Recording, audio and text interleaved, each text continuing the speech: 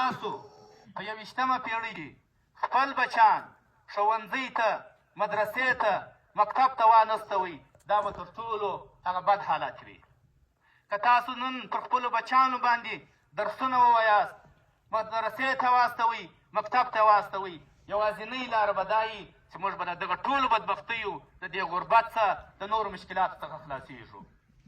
یو شی چې موږ د ټولو بدبختیو خلاصوي هغه اتفاق یووالی د ټولو قومونو سره د ټولو کلو سره د ټولو خلکو سره دی. دوهم شی چې موږ آینده دا ولسوالي سیال کوي دلته به بدبختي نوره نه وي دلته به روغتون وي دلته به سړک وي دلته به جنګ نور نه وي دلته به قومي تربورګلوۍ نورې نه وي. هغه یوازینۍ لاره چې شته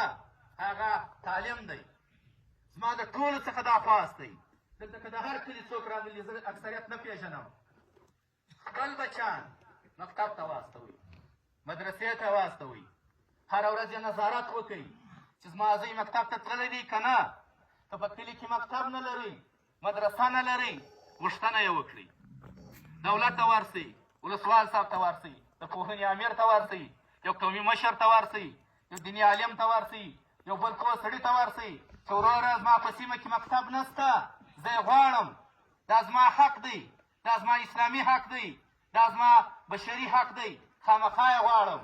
د افغانستان په ټولو ولایتونو کې په ټولو ولسوالیو کې نجونې هلکان مکتب ته ځي مدرسو ته ځي ډاکټران سو انجینران سو اقتصاد یې ووایي خپله ولسوالي یې جوړې کړي خپل قوم یې جوړ کړئ خپل وطن یې جوړ کړئ خپل ولس یې جوړ کړئ. مګر موږ لا تر اوسه پورې بس په دې سره لګیا یو ته زما قومي نه یې تا پلانکی کړی دی تا زما نیکه ټری کړي وو تا زما مځکه لاندې کړې ده تا ما ته په اختر کې سلام نه ور اچولی.